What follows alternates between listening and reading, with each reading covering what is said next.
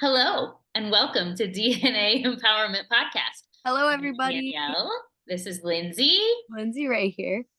We almost, because of this Mercury retrograde, had some real issues with getting this recorded, but we are here.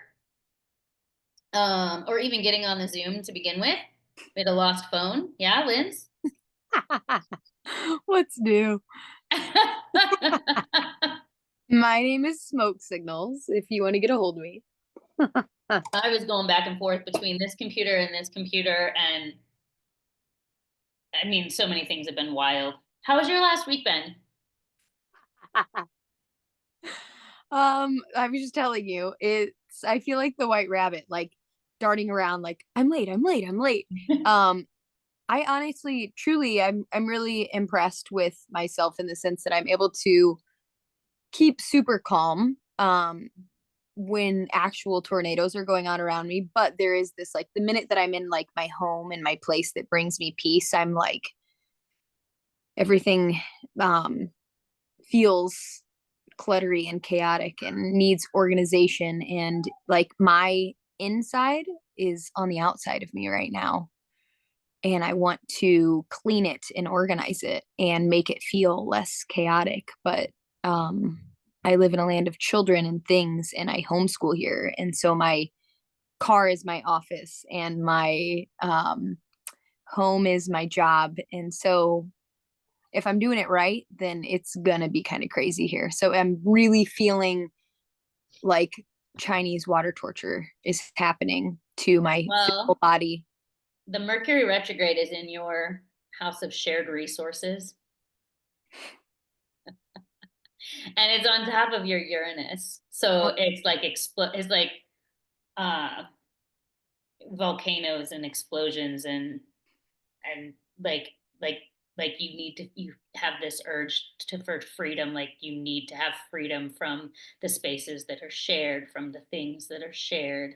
It's just so funny how accurate it all is. You also are having, so today is a new moon, so this morning at like 1:20 a.m. Eastern Standard Time. So for those who are not here on the East Coast, Eastern Standard Time, Midwest, those of us that are here, I apologize, but for us, it was at 1:20 a.m. I know West Coast people, it technically was on November 30th. But that being said, it's a new moon in um, Sagittarius at 9 degrees, which is also in that same house for you, Lindsay, that the Mercury retrograde is happening. Um, and I'm going to just dig right in because there's lots of astrology to talk about this week, if that's all right with you. Does it look like it's all right with me? Yes. Come on, let's go. I just saw Mm. Moana. I'm feeling so brave, guys. You're feeling so great or so brave or So both? brave. Like I could just like sail the oceans. Just kidding. Lend me some Um, of that. No, I'm doing it. It just doesn't. I'm being brave. It doesn't feel great. I'm not at the great point Nobody, I mean, who feels like when they're in the middle of being brave? I mean, I feel like to be brave, you kind of have to just be scared most of the time. If you're truly being brave, like yet. You can't be a brave lot of if you're not times scared. they feel similar. Mm-hmm. So this new moon, so all this astrology is all mutable signs astrology. I mean, it's, and when I say mutable signs, that is Gemini, Virgo, Sagittarius, Pisces. I have to look in my head, so I close my eyes because they all live inside of me. They all live inside of all of us, but they really live inside of me. Um, so those signs, and for me, all of this is happening right on my cardinal cross, which is like the biggest life indicators of all of the, my personal self, my home and family, my relationships, my public self, career. It's just like all, anyway, it's very overwhelming. But that being said, I want to talk about the new moon because it's an excellent new moon for setting intentions. And first, I want to talk about what a new moon even is. So if we think about the moon is it's our ego, in the type of astrology that I practice, which is combination of evolutionary astrology and archetypal astrology and psychological astrology. It's kind of all meshed together. The moon is the culmination of the development of the ego, psychological and emotional development of the ego. And the moon and the sun, when they're dancing together, the dance that they do every single month, the sun is the access that we have to creative energy. It's creative energy, it's awareness, just awareness, pure awareness, creative energy. And so the moon cycle is the relationship of our personality or our ego to that creative energy, that life force. If there's a life force energy, it's the energy of the sun. And so you also can say it's the masculine and the feminine. And of course, we need both in order for creation to happen. And so the dance between the sun and the moon every month is that combined resourcing of the masculine and feminine within us. At the new moon, it's when we plant the seeds. It's when it's at the darkest phase of the lunar cycle. And we plant the seeds for what we want to have manifest come for the next lunar cycle, which is 28, 29 days. So you and I have talked about this on this podcast before. This particular new moon is a doozy in Sagittarius. It is in a grand fire trine with Mars in Leo, which is about to go retrograde, which we'll talk about later, and with the north node of the moon in Aries. And with a grand fire trine, the energy is really, really, really encouraging us to create something brand new, something fiery, something hopeful, something expressive, something that requires bravery. All of these energies within us are working together to build something new. It is in a T square with Jupiter, which is its ruler up in Gemini, which is currently retrograde, making it even bigger. And then Saturn in Pisces, which is wanting us to work really hard on whatever the next dream is. Next year, the astrology is, there's so much radical change coming next year. And this is preparation for that. This is like the birthing. We're not doing anything necessarily yet. We're ideally doing a lot of dissolving, because mutable signs are about changing and dissolving and letting go of things. So it's an awesome time to think about, Sagittarius is what is hopeful. Right now, we are needing to figure out, where do we find our hope? Sagittarius season comes as we're approaching the darkest moment of the year. It comes on the heels of Scorpio season. Scorpio season is when everything dies. And then Sagittarius season comes and it lights a fire in the dark and it says, what is your truth that is to be found deep in the depths of you? What is the hope? Where do you find hope when it's dark? The hope that continues to be lit. And, as a culture, we've really lost, there's so much seasonal depression because we've lost our connection to spirit. We've lost our connection to spirit. And traditionally, this Sagittarius time of the year is building to the winter solstice, and where we're finding that hope in the darkness.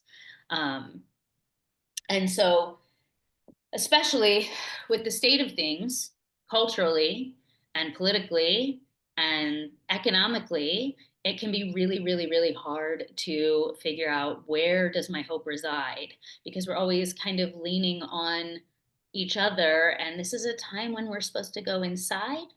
We're meant to connect to divinity and spirit in whatever way that shows up for us, because there's many, many, many ways up the mountain.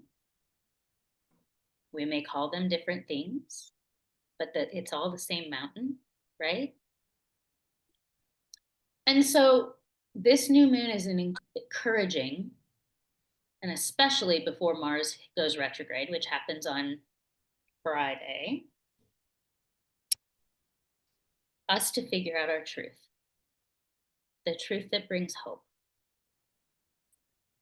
Hope for the future that is not dependent upon circumstance. The kind of hope that you can find. And I think about Viktor Frankl's Man's Search for Meaning, which he wrote from within the concentration camp. That kind of hope. The kind of hope that that man found in the concentration camp. So when I'm talking about, and we can make it Christian too, you know, Paul says when he is in prison, I have learned to be content in all things. Two people, different religious structure, right? Mm-hmm. Or the prophet. Or the prophet. Tell me the prophet one. When, I mean, he's imprisoned and he's like, Yeah. I'm not in a cage. I'm free, you know. These walls are as real as I allow them to be, you know. Yes. And that is exactly Khalil Gibran. Khalil Gibran. Yeah. Yeah, you're saying it much more correctly than me, I'm sure. So yeah, I mean, yeah, I feel like we all get put in cages come winter time, and that's what it feels like, is because in this culture, everything that's uncomfortable is something that at a very young age we learn to run away from. If there's a bad smell, a weird sound, a strange person, a strange feeling, we run from it. When there, we can't get away from it in the winter. That's the beauty of winter. Like, we're covered by the cold. We're forced in, we're forced to ourselves in a way. We're forced towards the people that we share a home with and a space with. Where there's no running from it. So I mean, truly, it's a very fascinating thing that comes, it comes after us each winter, and it really is what we make it. You know, this. I mean, I hate to refer to our homes as a prison, but this confining, this like, and your walls just got smaller. You know, there's like this expansion that happens in the summertime. It's like, you know, I feel like the Munchkins when we're come out, come out. It's like a whole new space. But the thing is that it's the hope that comes from, because we've lost connection to the cyclical nature of all of life, right? Because there's no cyclical nature that is revered in the religions that are mainstream today. And there is no cyclical nature in intellectualism. It's only half of the equation, right? And so it's the hope that comes. The mutable signs are the part on the wheel, on the cycle, where the old has to die away in order for something new to come, right? And it's the very last, like seasonally for us in the Northern Hemisphere, it's the very last of all the leaves falling and all the green going away. But with that going away, it's sacred. It's sacred because it is the going away and the breaking down. We talk about this every week. But if we're thinking philosophically, or as far as like the hope that sits inside of us, it's the hope that comes not not in spite of the dying, not in spite of the dark, not in spite of the dissolving. It's the hope that comes because of the dying and the dissolving. Because for us to understand that in the morphing, in the dissolving, in the breaking down, that is the promise of something new to come. It's the nutrients too. I mean, it's the nutrients. It's what makes any of this even possible. I mean, we look at ourselves, like our fingerprints, and I mean, all of this is a culmination of all that once was, you know, every single word I'm articulating to you and that you're articulating to me, you are your grandparents, you are yesterday's noise, you know, like, so yeah, there's so much.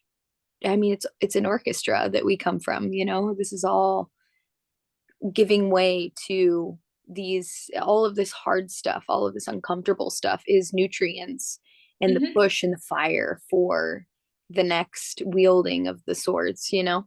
Yeah, absolutely. And the thing is that when we look at this landscape that we're in right now, where so many people are in anxiety because of the social political environment, right? The pendulum has swung too far in that direction. Not to say that none of that matters. It's holding both. It's holding the fact that there is collective consciousness. Collective consciousness is an amalgamation of all of our individual consciousness, and that's like what we're consciously aware of. Like, and everything that we collectively and individually are unaware of that's held in our subconscious, right? What we don't see.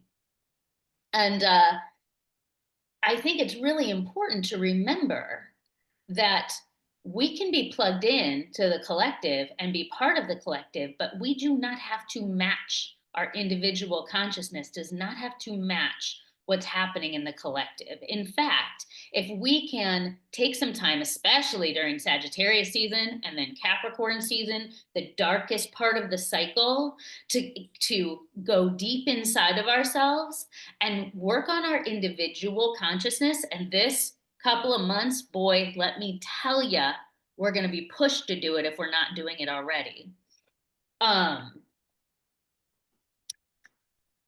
We can come with a strong, robust individual consciousness that helps us to better navigate what's happening in the collective, to be more grounded and more stable and more supportive of other people having a hard time with what's happening in the collective. You know, we're seeing a So, dissolving of lots of things that people rely on, but a how are dissolving of you anything means something else how are is you coming. seeing in this in your world? I'm wondering, or how are you supporting in your world? Like, what do you have you spent time thinking how you're gonna, how you're gonna show up in this way?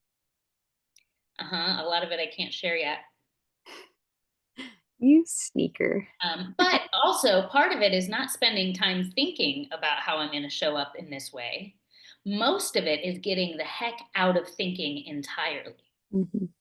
and getting into my body Hmm. and feeling into the emotions that are coming up because of all the fear that's out there, all the anxiety that's out there. I mean, nobody's immune, you know? Hmm.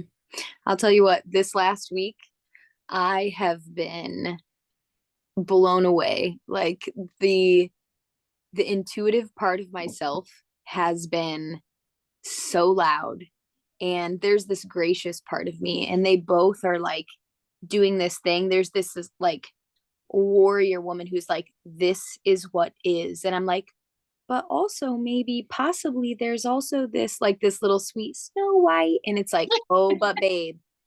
And I am like, this chick, it's been profound, and it has been poignant and just vivacious and colorful and in my face, and I'm listening to her. Good. Didn't call her on her. Didn't She was a ping in my belly each time. For you, This she is what is truth your is. generator. This is what truth is. This is Hmm. what's happening. You're getting lied to again. You can feel it. This is what it feels like. Well, but possibly, maybe, but there's the story of humans, and they would, let's just And that's maybe. the mind comes in and wants to talk a This story. is Yep. and oh man, has it been beautiful. And I'm like, never again will I dishonor the nagging mother. The nagging mother is my deep, dark intuition, and she feels the same each and every time. And I know that feeling, and I'm not letting her go. And Yeah. that is, it is just so beautiful. All of these thoughts, they're really darling. They come from, you know, It's all landscapes. that Libra. It's all that Libra It's that wants to so soften sweet. everything. It's so Yeah. sweet. But there is this raging fire who's just like, and no, no, no. Yeah, It's well, you know what? That is the grounded, powerful feminine, is the intuitive, like being rooted in the intuition of the body. Mhm. And when I say that, it's not just for women. Like No. men have access to it too, but it's Mm-mm. the feminine principle of Yeah. intuition, which is not emotions, by the way. I mean, intuition is not emotions. There are emotions and there's intuition. They are separate things. Hmm. And they get clumped together often because they're both kind of, anyway, they get clumped together. They're both feminine attributes of the human experience, whether you're male or female or identify in any way on the gender binary. It's not about gender. It's about masculine attribute of thought and intellect and feminine attribute of intuition and Mm. embodied wisdom. Yeah. And you need them both, but in our culture, in our society, for thousands of years, we have had an imbalance of thought and intellect over embodied intuition. And Mm. so we're rising up now. There's a re-rising of this feminine essence that's so important, and it's one of the reasons that we're killing the earth that we live on, because Mm. it's a colonization, which is all mental, or aggression, fire. It's all masculine. Intellect, fire, action, assertion. Intellect, fire, action, assertion, with no rootedness, with no reverence for the body and for intuition and things that are feminine in nature. Rest. Well, and I mean, also look at there is this like downplaying of intuition. I mean, we can talk about like Salem witch trials. We can talk about this, like, oh, the nagging woman, the nagging mother. And I mean, I've even, been up against this, but I think that I don't know, just from chats I've been having with people, this motherly intuition, the nagging mother, it's annoying. Because why is it annoying? It's annoying because it's true and because it's onto something. And if mother, I mean, whether you want that to be mother nature, whether you want that, and again, it doesn't need to be a feminine, it's the intuition, it's the subconscious saying, hey, I know we can all feel this in our bellies. Mom's about to pull the car over, because that's the thing about this intuition, is that the child is always going to want more, more, and overstep the boundaries. The human, it's all so tempting, right? Like, we haven't found this balance between discomfort, comfort, humanity, and nature. We're out of tune. So it's like there is the beauty of the nagging mother, and the mother who draws the boundaries is saying, hey, you know what? Like, I know that you want all of but like, no, like, I will tornado, I will storm, I will tsunami, like, I will defend myself. And it's finding between the intuition, the subconscious, and the conscious. It's like, how could we how could we find the language before we have to go to the storm, the tsunami, the devastation? Like, Well, we there's an find the in-between language by language. being more in tune with the subtle aspects of our being. Mhm. And that's what retrogrades gift us, is we're not meant to, it is retrograde. We it's like the re's, right? So Mercury retrograde. For me, it's really hard because my ascendant is in Virgo. And so Mercury is the ruler of my chart. All of my cardinal cross as all the four mutable signs. And so Mercury retrogrades, especially this one, hit me harder than the average person. Um, but it's a rethinking, a re-perceiving of wherever Sagittarius is in your chart. And then whenever, so for me, that's home and family. It's home and family. It's my IC, which is conjunct Neptune. So it's not separate from spirituality, right? And what is my connection to spirit? Um, so I've been doing very much like you, and it's also then Jupiter is directly above that, conjunct my midheaven in Gemini, and Jupiter rules this Mercury retrograde. So up in my midheaven, it's all about public life, career, what I'm doing out in the world. With Jupiter up there, that means I am ready to explode publicly. basically. And the energies are pushing me to do it. Now, for us to feel these things and not have our mind go nuts, we've got to be in tune to the subtle energies inside of ourselves and feeling when things are off. And instead of what is typical, especially with Jupiter and Gemini, because Jupiter makes everything bigger and Gemini's thoughts, um, you know, I go into my literal skin, and I've been so teary this whole last week. I know I'm going to continue to be through the 15th. Everything has been hard. And then Saturn is over there in Pisces in my house of relationships, making me feel heavy relationally, you know, and do hard work relationally in order to do what? Lay the foundation of the next dream, foundation Saturn, of the next dream, Pisces, in relationships, home and family, my own personal freedom, and career. It's all on my cardinal cross. It's wild. And so I'm at home, I am having to set hard boundaries with my children, expectations with my children that they're not used to me doing. Why? Because I am a Virgo ascendant and I serve everybody else. Also, why? I've got all this Libra stuff going on. I've got Saturn in the 12th house, it's hidden. And I've got Mars in Cancer, which we'll talk about a little bit later because Mars is about to go retrograde and it's going to go retrograde through Cancer. You know, asserting myself does not, it feels unsafe to me, like unsafe in my body.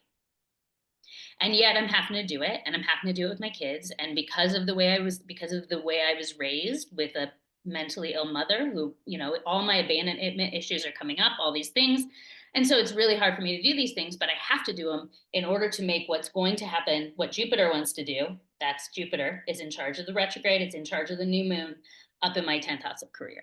So we can talk all day long about how, you know, as a collective, we are meant to set intentions that are Sagittarian, which means hope in the darkness, finding hope in truth. But it makes a huge difference as to where this falls in your personal chart, which is why I'm passionate about doing the personal readings. You know, I'm having to have hard conversations with partners and friends also because Saturn's over there fucking around in my 7th house, you know, partnership house. And while Mercury is retrograde in the bottommost point of my chart, it means that Mercury is retrograde in the bottommost part of me.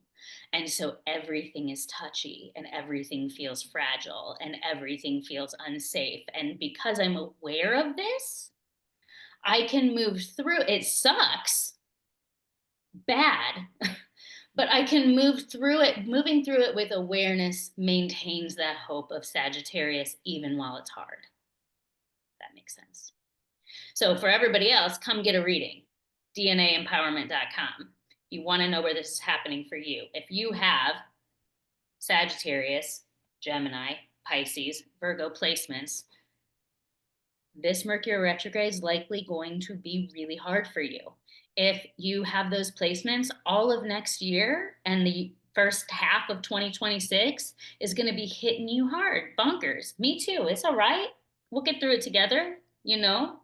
But when we plant the seed of intention for something that we want to make manifest on a new moon, we then get the opportunity to hit that first quarter square when the moon hits the first quarter square to do something different. And normally the opportunity, because if we want to manifest, we're wanting to manifest something different. The opportunity, and that's going to be on December 8th, by the way. But everything that happens between now and December 8th is all because of this retrograde and all the things that it's hitting and the Mars retrograde that's coming. It's all going to give us opportunities to do things differently than we normally do in order to what? Follow our expansion, expand. At a time when we feel like we want to do the opposite of expansion, we are being forced by this, pushed, not forced, pushed by this grand fire trine that's happening both outside of us and reflecting exactly that same thing happening within us. that is wanting us to create something new, that is hope filled, that is vibrant. And we have, the nodes of the moon, the north node is still in Aries through mid-January.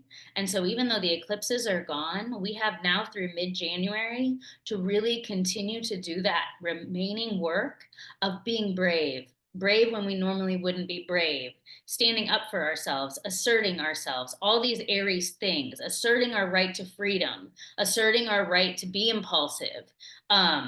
Because it's a balance point with that Libra, where we go too far in the direction of Libra for the last 9 years, because that's the lunar half of a lunar cycle, or the lunar nodal cycle.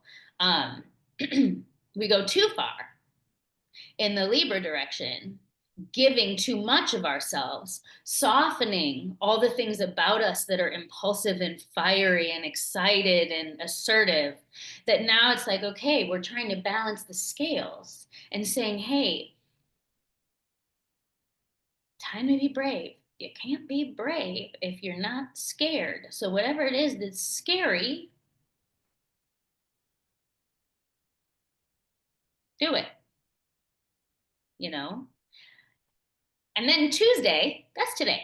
Today, plant the seeds. Plant the seeds of what the next fiery, big, creative dream is, that is in honor of maybe the seed is just, I'm going to start feeling hopeful. And you don't know how to get there. So, pretending that I'm somebody just tuning in, hearing you say plant the seeds, what does that mean It to means write you? down some intentions. Okay. Writing down intentions is a planting of the seeds. Mm-hmm. And the way that I do it, and there's lots of ways, ritual, There are ritual many is ways. important. We've also lost that a lot in our culture. Ritual speaks to the subconscious mind. The subconscious mind understands ritual and symbol and all of those things. And usually we find it in our dreams. Like we wake up and we yeah, can kind of still, and I've seen people, they maybe write it down and they burn it in fire. Maybe they set a glass of water out and let it sit in the moon and while they're pouring the water, and there's a million different ways, and there's no wrong way, I don't think. But as long as you're doing something, and I mean, you see this in therapy, where if you can visualize, you're holding a balloon of something that bothers you and you let it go. As long, did you guys see that? Oh my I gosh. saw it. And um right when you said balloon, for those of you who are um just listening, we're on video and yeah, Lindsay's able to there's a have bubble make just bubbles come out of her mouth and her fingers and all kinds of magic. so yeah, I think that um however it is that you visualize something on a day like this, some people find that in prayer, but when you are closing your eyes and it's in the real belly of your intentions, and you want to manifest something, let something go, but you're spending time in this really personal way with something that, I mean, I feel like I've had people ask me, like, well, what do you mean set an intention? So, New moon intentions are, so when you do things under the moon, that's typically a full moon ritual. The new moon intention is more light a candle, write down your words, speak the words out loud of what you want to have happen. And it doesn't have to be super specific. Like I said, it can just be, I am filled with hope, because you don't feel like you're filled with hope and you want to be filled with hope. I am filled with joy. And you write them like they're present tense and you feel it now, right? And then you read it out loud. You light the candle because fire creates. Fire creates.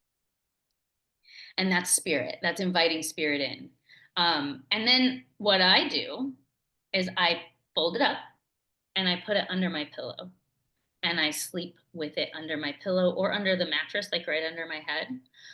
Speak, and that action is telling my subconscious that it's going to sit there during every night that my subconscious is ruling the show, right? And that's planting the seed in the subconscious. When we're planting a seed, we are planting a seed in the subconscious mind, because the subconscious mind creates. We consciously plant it in the subconscious. Does that make sense?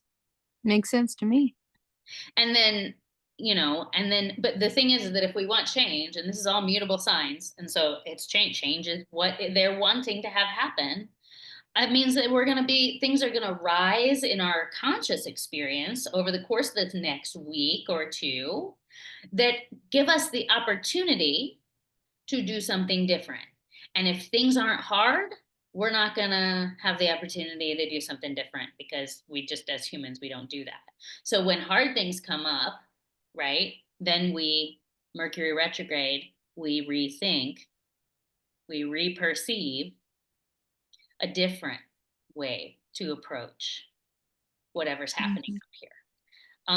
Speaking of, on Monday, tomorrow, and this is really lovely astrology. Trines are really lovely astrology. They're flowing, they're harmonious. We have a trine tomorrow between Venus in Capricorn and Uranus in Taurus.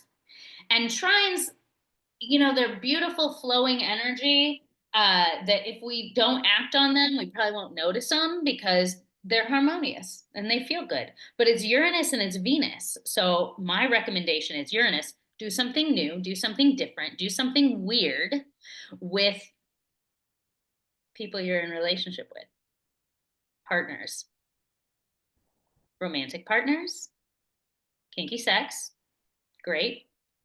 Business partners, I mean, maybe not. but it's an evolution. Have to intervene here. I mean, what are you trying to say? To each their own. But no, do something different in honor of your value system, even because Venus is your value system. Do something, really unexpected with those you love or those that you're. And this isn't for everybody, right? This is only for people that. This is for everybody. This is a collective thing that's happening, and it's happening in Earth signs. So it's like certain things hit like a trine is going to hit everyone. I mean, we're all going to feel it collectively. We can all take advantage of it collectively. Certainly, if you have anything around 24 degrees in an earth sign, you're going to feel the most elevated from this transit. But we can all tap into it if we're aware that it's happening. That makes sense? I'm just busy trying to figure out what I could do that's absurd tomorrow. Uranus is in your first house, so it should have something to do with your body, right? Or your own sense of freedom. And then let me think, Venus, where do you have Capricorn? I gotta pull your chart up and look at it, Lindsay. Let's see. This is like right on your midheaven. So this should be something for you. It should be something public.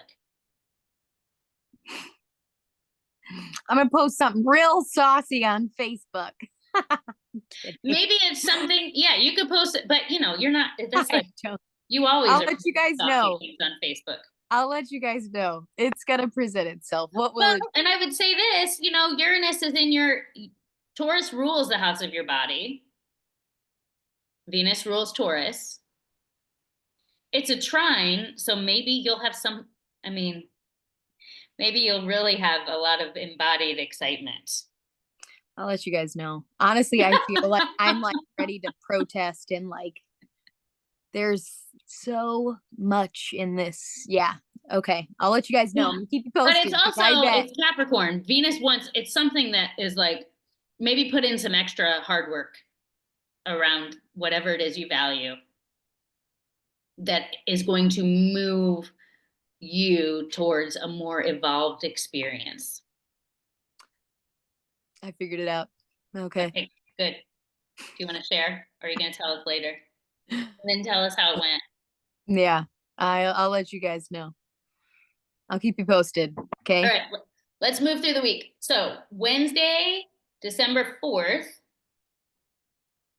Okay, this is where it gets a little again. December 4th is not going to be super easy. Awesome. That's my wedding anniversary. We have the sun at 13 degrees of Sagittarius, square Saturn at 13 degrees of Pisces. And when we have a sun square Saturn, squares are challenging transits. Sun square Saturn is going to, you could get sick. Like if this is hitting you directly in your chart, this could just feel like it can be a depressing transit. You can just feel restriction to your light, literally. Saturn, restriction to your light. When you're going through a Saturn transit, or when any of us are going through a Saturn transit, you kind of have a choice between being tired or being depressed. And the rule of thumb is err on the side of being tired, because Saturn transits are pushing effort. And if we're not doing the effort, then we're going to end up on the sad or depressed side, right? So Sun square Saturn. The other Go thing, to bed, everybody. Okay. yeah, go to bed. Yeah. Well, and go to bed, or Sun is the creative energy. Work hard on a creative project, even though you don't feel like doing it, because it's a square. So squares are opportunities, even though they're friction. It's the opportunity, right? And Saturn is hard work. Saturn is discipline. Saturn is being responsible. On Wednesday, the 4th, we may have to do the responsible thing that is not so fun, but sometimes we have to do that, you know? It's also on that same day, Mercury is opposing Jupiter, and which is the second time it's happening during its retrograde. So it hit it in its pre-shadow, and now it's hitting it in the actual retrograde. And it's it could be a moment where there's tension between what we think and someone else's truth.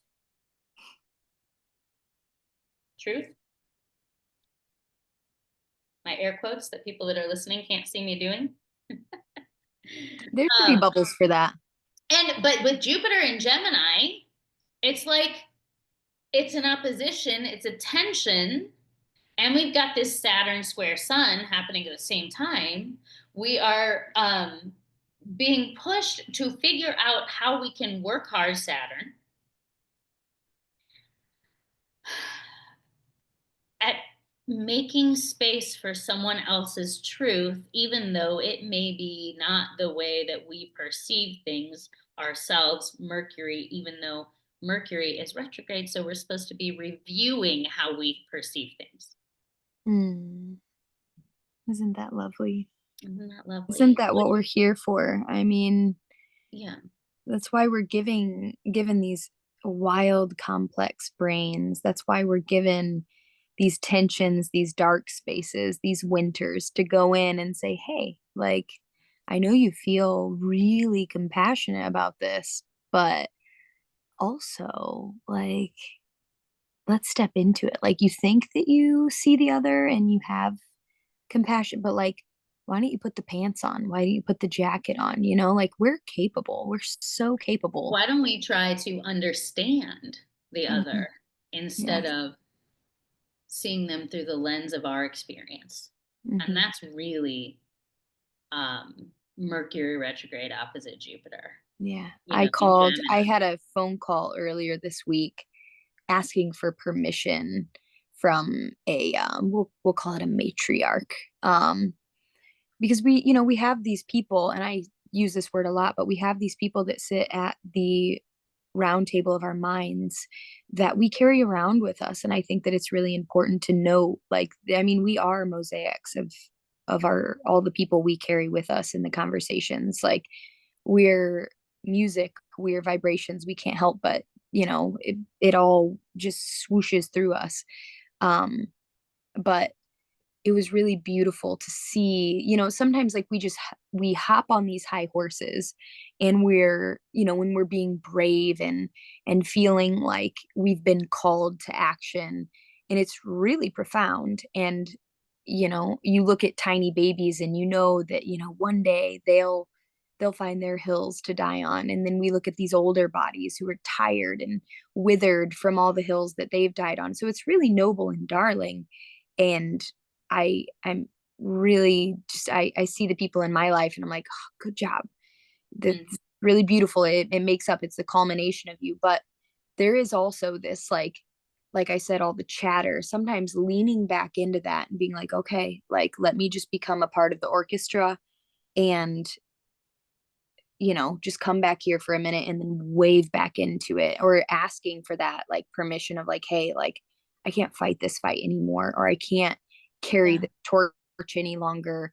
I'm going to pass it on to you. Or, almost some people, can I just have your permission to bow out here? Or, you Yeah, know, we have to find our center, and that's in order to do the work. We cannot show up and do the work if we have not found our center. It's just we can't. Um, and sometimes our centers change. And totally. I think that that's another thing, that it's okay if your center was over here and you were so passionate maybe a year ago, being all right to spin around because they move. And it's okay. I'm sure the ego doesn't like it, but we said over here. Yes, but now it's morphed and Yeah. now it looks different and it's over here, and letting go of that and being, vulnerable enough and gracious enough with our past self. Like that was awesome. That was a piece and it now has led me here and it's evolved. And honestly, that's the square with Saturn and Pisces. I mean, that's the Saturn Pisces square, because what are we having to work hard at? Saturn is working hard, compassion and empathy, and not and seeing more how we are alike than how we're different. And I Absolutely. say that for, I'm not speaking, you know, I'm saying that for everybody. We are all being pushed. The energy that is present right now is pushing us all to stop aggressively thinking that we have the only truth, and to work hard at touching into empathy and compassion for those that we think are wrong. Mm-hmm. As Ram Dass says, seeing souls. We see souls, right? Yeah. I Because mean, we all look have at our blind spots. history. Yeah. Like, We look all at have where blind we come spots. from. And it's a lack of humility, really, in the fact that there's no perfect parents, there's no perfect, I'm sorry, I don't care how much you want to make sure that you don't screw up your kids, you are going to screw up your kids on some level. We all are. Love is traumatizing. If you love Yeah. something, you're traumatizing it. That's not fun to hear, but it's true. And yeah. I Oh, would say that Danielle's making different. face. You guys can't. I I would well, say that I feel different. like there's a conditioning for me, like the way. Attachment is traumatizing. Love is not. Yeah. So the way that that landed in my body is that when you are loving something, you are bringing your own, like you're like on fire, and we don't want to, but there is this, you almost need to cut the wick so that you don't catch. There's like a, that when the illness, when the like virus, the trauma that's been given to us, as much as we want to Mhm.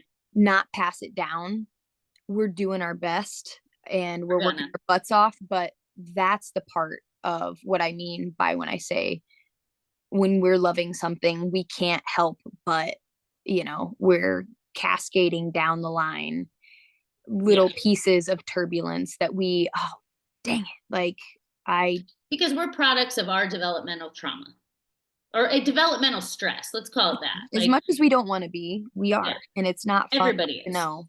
It's the great leveling of the playing field, right? There's no human being alive who didn't have developmental stress from the developmental stress of their caregivers and their peers. And so Mm-hmm. now we have these children who are getting developmental stress from our unresolved developmental stress and from their peers' developmental stress. And so it's like, what can we do? We can stop casting stones. We can stop throwing stones. We can do our own work. And ideally, the hope comes from the fact that if we do our own work and we do our own shadow work and we do, go into the spaces in our body that are uncomfortable, instead of allowing the mind to tell us stories about our victimhood, um, then we whittle away at those blind spots, and we have less and less of them, and we have fewer and fewer of them. And so as we go along, we are causing less developmental stress to the people that we love. Yeah. You know, and that's why I do all this work, because that's what I'm passionate about, you know. Um, we have a lovely thing happening December 5th. After December 4th, we may be having some intense conversations. We may be feeling really sad. You know, if we're feeling sad, just feel it. December 5th is an aha moment. December 5th, Mercury is what we call Cazimi. Mercury is in the heart of the sun at 14 degrees Sagittarius. So that means that the sun is shining the light of awareness into our perception. And so whatever has been going along that's been confusing or hard since when Mercury went retrograde on the 25th of November, we're going to have some new aha moment about it on that day. I'm excited about this because things have been really heavy. I mean, I have exciting things coming, but it's hard for me to access the excitement because I'm doing there's so much depth stuff happening, so much hard astrology, so many squares happening, grand crosses happening for me right now. But I'm excited because this is happening 14 degrees Sag, just happening on my Neptune. So that I feel like at that point I'm going to feel some sort of transcendent lift, which I'm excited for, even though there's still another, 11 days, is that right? 10 days of the retrograde to go after that. It should be a moment of reprieve. And then on December 6th, Mars goes retrograde. And astrology has been talking about this for months. Mars going retrograde is going to be hard. It is retrograde through February 23rd. And Mars is our assertion. It's our drive for freedom. It's our fear.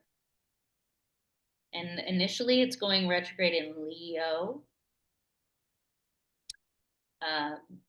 And Mars in Leo, where it's been for a minute, because it's been really slowing down. They slow down before they go retrograde. Mars in Leo aggressively spouts off its own opinion. So if we're seeing people, but it's been doing it. It's been like Leo, there are so many beautiful things about Leo energy. Too much Leo energy is full of itself. It's boasting. It's aggressively pushing itself. When Mars goes retrograde in Leo, ideally that gets turned on its head. First of all, Mars in retrograde in general we are going to feel like we can't, any effort to assert ourselves or to make things happen is going to be blocked. Any effort to achieve some sense of freedom is going to feel really hard. And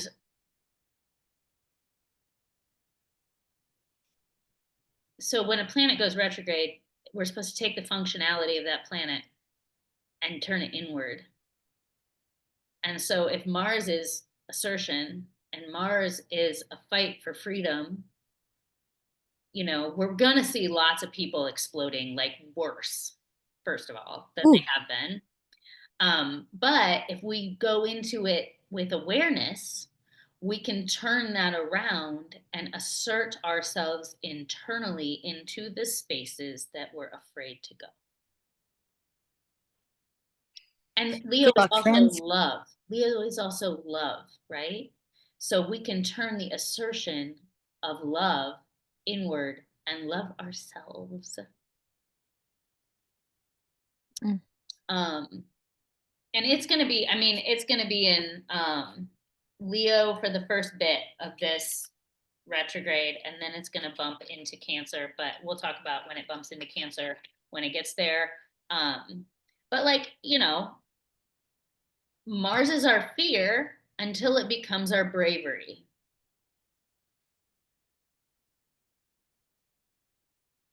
Mars is our cage until it becomes our freedom. So Mars is a very external drive in the psyche. That external drive, it's force. Retrograde. We're not going to be able to force anything. Force is going to be met with block. So when that happens, especially be careful about how forceful we turn into ourselves. We don't want to turn forceful into ourselves. We want to turn bravely into ourselves. What does that look like? That looks like going into the parts of ourselves that are so uncomfortable that we avoid them. Right?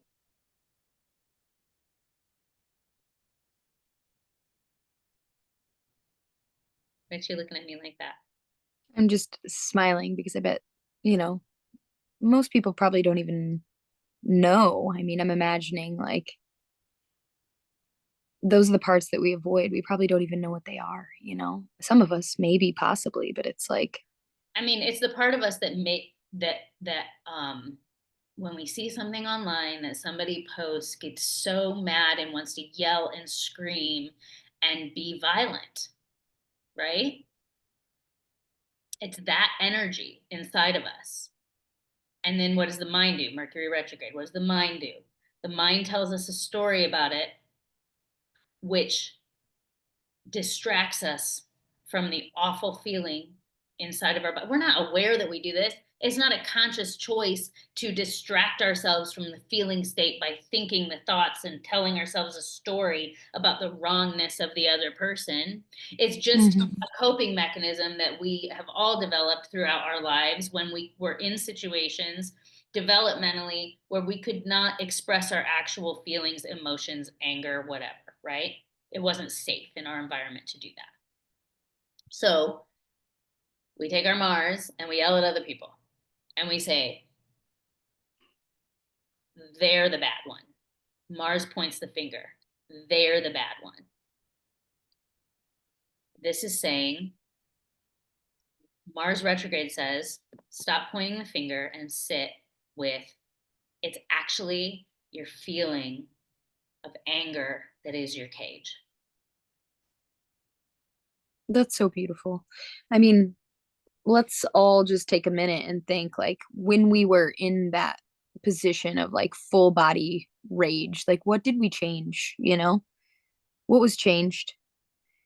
Like that feeling Usually nothing. is really, it's a beautiful thing. Like it's meant to turn us towards the real change we want to make. Like, hey, like you're passionate about this and you want to stand up for these people, protect yourself, um, amplify this, put a magnifying glass on it. Cool. But here in this space of trembling body, pointing the finger, calling somebody else out, pushing it onto others, like not like give me one example when in that moment something fruitful happened. No, like you need to, like, if you want to properly protest and really have there be an outcome of difference, like it took pulling back in conversation and intention. So I think knowing that those feelings are really beautiful and that is like it's totally normal. Like it's a The part of emotion the is story. beautiful. It Yeah. doesn't, it's not comfortable, Yeah, but it's but not a call to action. It's not a like, oh, yeah. this is it. This is a hey, wow, awesome. Get your journal out. Get to brainstorming. Get to thinking. Don't call the other person a monster. That monster lives inside of you. Where's it at? Where's it at in your own body? Mm-hmm. Um, because it's not the other person. If anything, that's the very moment that we need ourselves to listen with clearer minds and sharper ears, And like we it. can't, as long as that energy is still taking up space, And the only way to have it not take up space is to feel it, Mm-hmm. not act on it, like to feel it. And that's Mars retrograde, feeling the anger, feeling the anger. And this is the lovely thing about this transition, right? It starts in Leo, fire, and then the majority of the retrograde is going to be in Cancer, which is deep emotion, it's grief, right? And normally, if you sit with anger long enough and you turn off the storyline, the thinking that's attached to it, and you just open it up and you feel it, it generally transforms to grief. And the Mm-hmm. grief is what really needs to be felt first. Yeah. And so, this gives us the Mars retrograde is an opportunity like anything else. It's not a fun one, it's not an easy one, it's not a pleasant one. But what comes on the other side of it, once we get past February 23rd, if we are doing this work and feeling our anger, because we can feel our anger, and in the feeling of it, we learn that we are bigger than that anger, that we can hold it. We really can. And sometimes it's just in bits. Like, I'm going to feel my anger in my body for a minute today. And then maybe I'm going to do it for a minute tomorrow. But just giving it space, giving it room without having to think about it, without having to have a storyline, without having to have an action, whatever. The only thing is to feel. And then, and then we get to the point where it bumps into Cancer, and then it's going to be grief, and it's going to be stuff that has to do with nurture, our nurture. When it comes into Cancer, it's going to be stuff that makes us, that where somewhere along the way we didn't receive the nurture that we needed, or we didn't receive this, Mm-hmm. we weren't in an environment that was safe enough. And so then the tears of grief and sadness will come, and we'll sit with that and we'll feel it. And then after February 23rd and onward, if we have done that work, then we move forward when Mars moves forward again with the freedom that Mars wants to begin with. We move forward more free of the ties that bind us internally. And that's the whole point of a Mars retrograde. So, no, it's not fun. No, it's not pleasant. Yep, it sucks. And also, I've done so damn much of it. And I am telling you, there is nothing in my life that I am more grateful for than that specific work. And she's got her marker out and she's pointing it at us right now. I am, because of the freedom, because I look around and, like, because I've done that, and trust me, it's a privilege to even know that it's something that needs to be done, because we aren't taught it, right? Mm-hmm. God, I got so much freedom that's not dependent on circumstance. And it is so beautiful. And it has not come from power of positive thinking, like that kind of, let's just secret it away, Linda the Good Witch. Yeah, it's not, it hasn't, right. It's not exactly. It's meaty, and it's dark, and it's earthy, Mm-hmm. it's grounded freedom. And that doesn't mean things aren't hard. Things are hard, but my God, I can handle hard. I don't have to always, but I can. Mm-hmm. So Mars basically, it's starting off like a child having a full-on temper tantrum, fire. Mm-hmm. Would we talk to a child or a friend? I'm imagining a drunk friend at the bar. Do we talk to that drunk friend or that child? No, we don't. But that's going to be going on inside of our own shells. Great. We don't need to bring the story there. We just need to let the storm rage. Yeah. And we can just get lost in the feeling, giving it space. And then we cuddle and love on and see, oh, it wasn't really about that Facebook post. It wasn't really about the mother-in-law's comment. It was actually truly about fill in the blank. That thing was triggering something deeper and much more ancient. Yeah. And let me love on that and really, sit down and where are we going to set sail from here, And that's the Saturn hard work, coming back full circle, because once we do all of that, right? Once we do Mm-hmm. all of that, then we can come back to that thing that that relative is saying, or that Facebook post thing is saying. And first of all, if it's a Facebook post, just don't engage. All right. Like that's the thing. Like it's so one level, but if it's somebody that you're in person with, and that's the other thing, boundaries, right? Boundaries around media in general. Is this benefiting anything for me to consume this? Yeah. Like seriously asking that question. Um, but ideally, if it's people in our lives that are hard, that say things that are triggering for us, we do this work.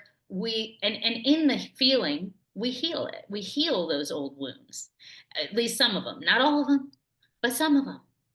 And so the freedom is incremental, but it's tangible, and and then we're able to come back and show up in those same conversations and show up not so triggered, and be able to um, hold both our stance and our compassion and empathy at the same time. Mm-hmm. And that's the way forward. Compassion and empathy, Pisces. Boundaries, our stance, Aries. Leo. Sag, fire, right? Can we hold them at the same time? Or do we lose sight of the compassion and empathy because we literally see red, fire?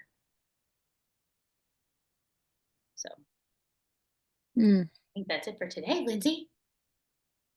that's it. As if you I'm didn't just woof. Woo. Well, breaths. grateful for you. Let me I say that I am. am having, speaking of Pisces and Aries, I am doing a webinar on December 30th. It'll be 2 to 3 hours on the astrology of 2025. I think it's $33. If you can't show up live, you will get a recording. And Neptune and Saturn are both ending and beginning their huge cycles. Neptune, 165-year cycle. Saturn, approximately just shy of a 30-year cycle. And they're doing it at the same time. And it's going to bring profound change. Also, Uranus is changing from Taurus, where it's going to have been for 7.5 years, into Gemini. Huge change. It's our first full year with Pluto and Aquarius. The nodes of the moon are moving onto the Virgo Pisces axis. All of our they've been in Aries Libra for the last year and a half.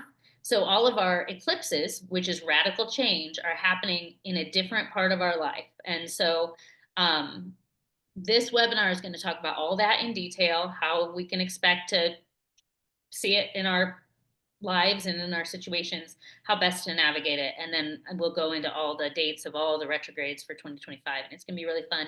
And I'm going to let people ask questions and try to answer them at the end and all that good stuff. So people can sign up for that on my website, DNA Empowerment. It's a webinar.